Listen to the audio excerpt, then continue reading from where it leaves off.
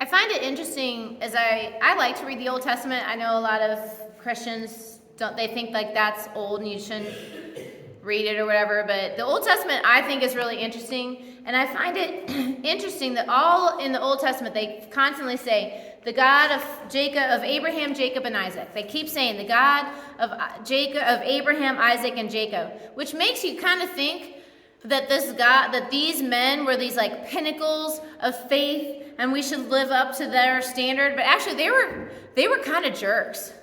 Like all three of them, well, especially Abraham and Jacob, were hot messes, right? They did a lot of bad stuff. Abraham tried to let his wife go with some other king because he thought that he might get killed if not. So he's like, yeah, she's just my sister. You can have her. Like that's not the act of a righteous man. And we don't know a lot about Isaac. We know about his when he was almost killed by his dad, and we know about his marriage. And then it's like, let me tell you about the life of Isaac. Isaac had 2 sons, and that's pretty much the story of Isaac's life.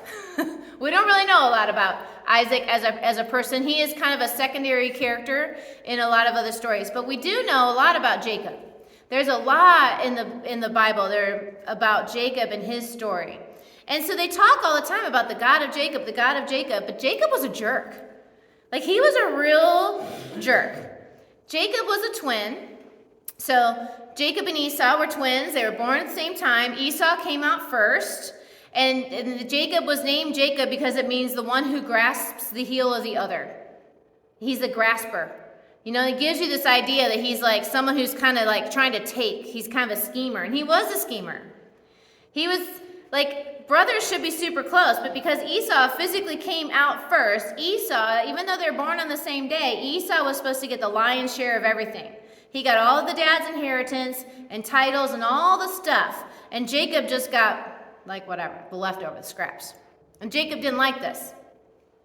So he was constantly trying to how can I work this out to my advantage? And so we see a couple of times when he totally scammed his brother. And so the first time Esau was the hunter. Like he is the burly guy who went out and killed something. Like my dad has a gun. He's like, this gun's been fired 15 times and 15 things have died. That was Esau.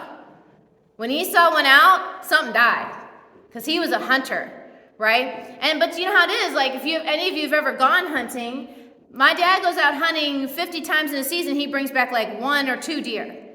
You know, so a lot of times you go out hunting and you don't see anything, or you don't catch anything, or whatever. And that was happening with Esau. So Esau had been out hunting, and he comes back and he's like really hungry, really hungry. And here's the scene in Genesis 25. It says, Esau's like, dude, I'm starved. And Jacob had been making some soup, some lentil stew. And Esau's like, man, I'm hungry. Give me some of that. Give me some of that.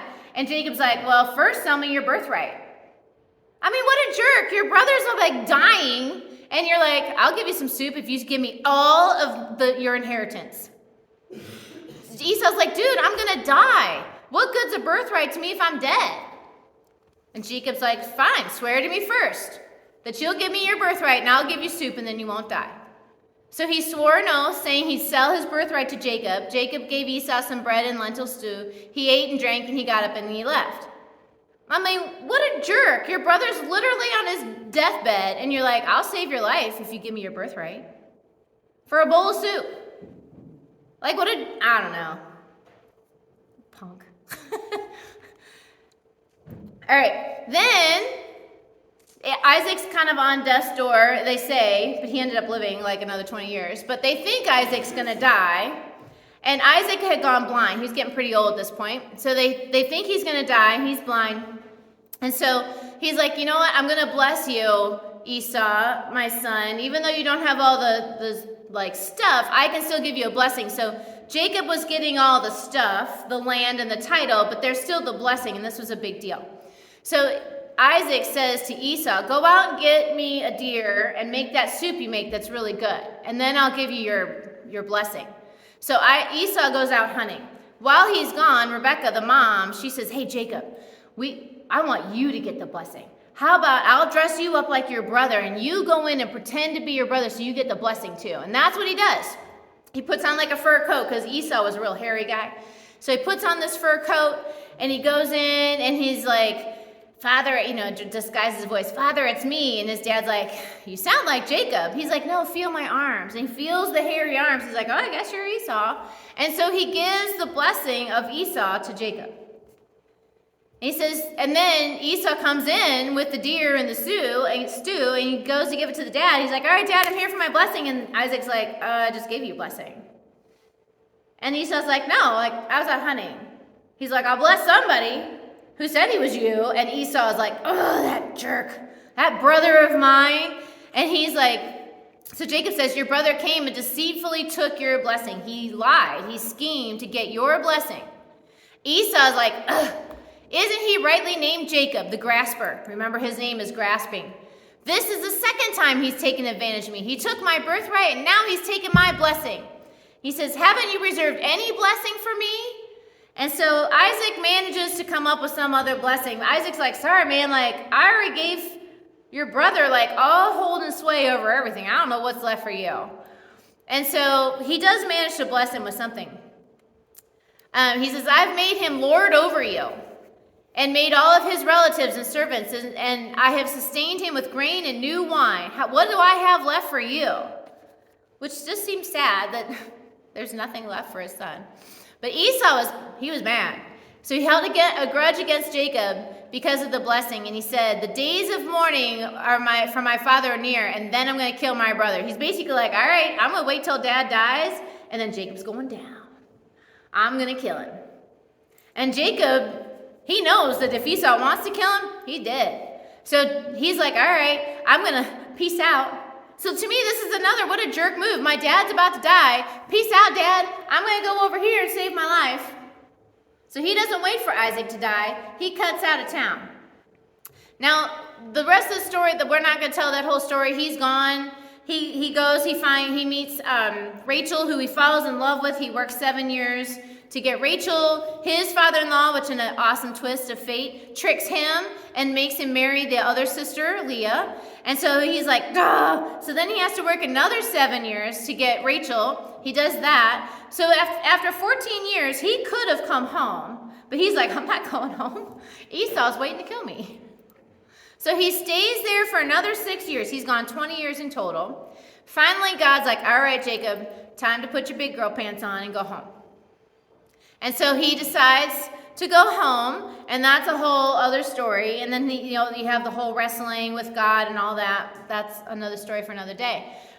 But he's like, I'm going home, which is great, but I'm going home to my brother who wants to kill me.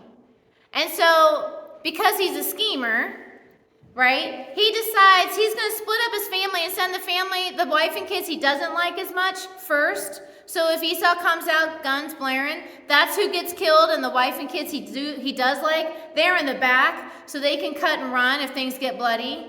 Which again, what a jerk. Jacob was a real jerk, right? At least he went forward. So Jacob sent a messenger to his brother. He says, I wanted to say to my lord Esau, your servant Jacob says, I have been staying with Laban, and that's his uncle, and have remained there till now. I have cattle and donkeys, sheep, goats, male and female servants, and I'm sending this message to my lord that I might find favor in your eyes. And then when the messenger returned to Jacob, they said, we went to your brother. He's coming to meet you with 400 men. And I kind of like that Esau doesn't tell him how he's feeling. Esau's like, okay, I'm coming with 400 guys. Jacob's probably like, oh, snap. Crap, he's bringing a whole army to meet me. So Jacob tried to scheme. He sends a whole bunch of cows and all kinds of wealth stuff to Esau to kind of buy him off and to warn him I'm coming. And he's trying to test to see does the messenger come back? What kind of I'm sure he said to the messenger how did he seem? Was he mad? Is it safe? And he still wasn't sure. That's why he sent the first set of the poor Leah and her kids. Why don't you guys go first, just in case? And then I'll put Rachel back here so they can escape. And so he sees Esau and this army of people coming, and I'm sure he's like, oh gosh. But the Lord told him to go. And so in great fear and distress, Jacob divided them into groups. He thought if Esau comes and attacks one group, then he's leaving the other to escape. That's the wrong verse. So he himself went ahead and bowed down to the ground 7 times as he approached his brother. So he's coming and he's bowing down like he's humbling himself before his brother so he doesn't get killed. And I really wish the Bible told us Esau's story. We don't know anything about Esau during this 20 years. But this is what happens. But Esau ran to meet Jacob and embraced him. He threw his arm around his neck, he kissed him, and they wept. And Esau looked up, saw the women and children, and said, "Who's with you?" So Esau, in a very prodigal son kind of moment, he sees his brother, and he doesn't run with a spear. He runs with open arms. He runs and embraces his brother. He's like, "I missed you." He kisses him. He's like, "What? Who are all these people? Let me meet your family." He's excited to meet his family. The last interchange they had, Esau's like, "I'm going to kill you. Next time I see you, you're dead." And here we are 20 years later, and Esau runs and embraces his brother. And he's kissing him. Because Esau understands that it is more important to be in relationship than it is to be right. Esau understands that shalom in relationships is more important than birthrights and blessings. And I think that's amazing. I wish the Bible told us what happened to Esau. How did Esau get there? How did Esau get from "I'm going to kill you" to "I love you and I missed you"? Because remember, Jacob and Esau, they're not just brothers, they're twins. And maybe Jared can tell us, there's something different between being a twin and just being a brother. There's a different relationship between, because Jared here, he's got a brother, Zach, and he has a twin, Jacob, which is kind of funny that he has a brother named Jacob. But there's a different relationship with a brother than there is a twin. Twins are closer. They have this relationship that's very different than a regular brother-sister relationship. They are meant to be closer. Closer than a brother. If you've ever heard that phrase, they're closer than a brother. They're twins. And their relationship was wrecked. And it was wrecked because Jacob was a jerk. Jacob was a selfish, scheming jerk. And that messed up their relationship. And Esau was mad, justifiably. Jacob stole everything from him. Everything. And Jacob didn't come home and say, "I'm sorry." Nowhere in the Bible does it say Jacob's "Man, I realized what a jerk I was to my brother." Really, Jacob's trying to pay Esau off because he wants to come home, not because he wants to be with Esau. It doesn't say he wanted to go home to his brother Esau. It said he wanted to come home because Jacob knew he had riches waiting for him at home. Jacob knew he had property that was his waiting for him at home. He wasn't worried about his relationship with his brother. But Esau, over this time, realized that they should have shalom in their relationship. It is important for us as Christians to have shalom, to have that peace relationship, that good relationship that we were designed to have in heaven with the people closest to us. We are designed in heaven to have close relationships with our family. God existed in community before we were even on this planet. If you look at Genesis, it says, "Let us make them in our image." God existed in relationship from the get-go, at least from as soon as we've heard of him. And he made us because he wanted us to live in relationship with him. And he made Eve because he wanted Adam to have someone he could have a relationship with, a close relationship with. We are made to have relationships with people that aren't broken. But we live in a fallen world, and people do things. People are jerks like Jacob. People do really selfish, scheming things to us that are really hard to forgive. But we need to, like Esau, we need to come to a place where we realize that shalom is more important than all the riches and all the money and all the stuff they took from us. We need to understand that we need to be able to forgive them and miss them and love them, even if they don't say they're sorry. Because Jacob never once said to Esau, "I'm sorry for what I did to you." Not once did he apologize or show contrition to his brother. But his brother is like, I miss you. I love you. I want to have a relationship with you even though you're a jerk. Even though you've been a total, terrible brother, I still want a relationship with you. So my question to you is, as I'm telling the story, and we talk about shalom with our family and close friends, is there someone who's family or close friend with you who you do not have shalom with, who you are not in right relationship with? And I'm especially thinking like close family and friends, like siblings, cousins, aunts, uncles, close people, someone who used to be your best friend. Is there someone who comes to mind when I say that? And it's hard. My family, things were bad for a while. We went through 5 or 6 years. I remember one time my dad was so mad at my brother. He's like, we'll just drive 5 hours up there. We'll throw their presents out of the truck, and then we'll drive back home 5 hours. Like there were lots of years my mom cried every year when we made holiday plans. It was bad. And I wished some terrible things that I thought would fix the solution, would be the solution. I wished certain people out of the family so that we could have a better family relationship. And that's just not the right way to do it. And I just kept going to God and saying, Lord, I'm mad. Like they justifiably hurt our feelings. They did horrible and terrible things. They said some really hurtful things to us. And we had to recognize that it is more important to have a good relationship than it was to be right.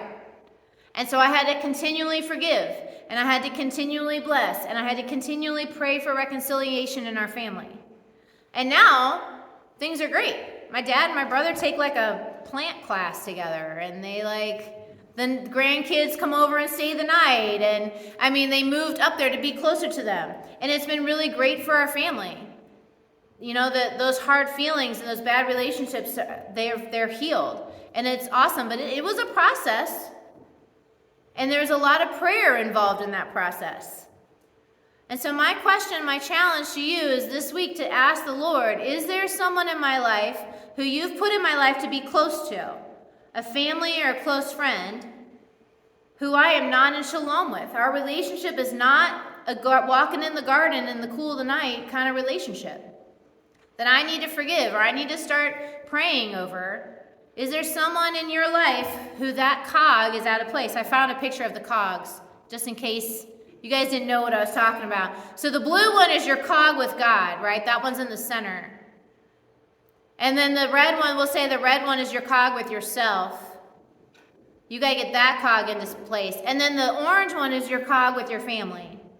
If that one's out of place, it's going to make the other ones really wonky, right? So do you have your family cog centered in the way that God designed your relationship to be?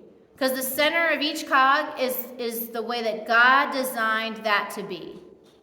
And if not, what part do you play in helping to get that cog back into alignment?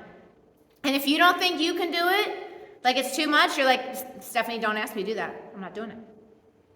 Then I think that's a time when you need to go to the Lord and say, Lord, let's talk about this. And each of these things that I've talked about each week, I go through one a week. It might take you years to get that cog back into alignment. It took years for my family to get our family cog back into alignment. It was not a quick, like, oh, I forgive him, we're good. Like, I'd forgive and we'd be good, and then the hurt would happen again, and the cog would get out of line and get it back in place. So ask yourself this week, a conversation to have with the Lord this week is there a close family or friend for whom your cog is not in the right spot? That relationship is not a garden level, the way God designed a relationship. And all of God's people said, amen.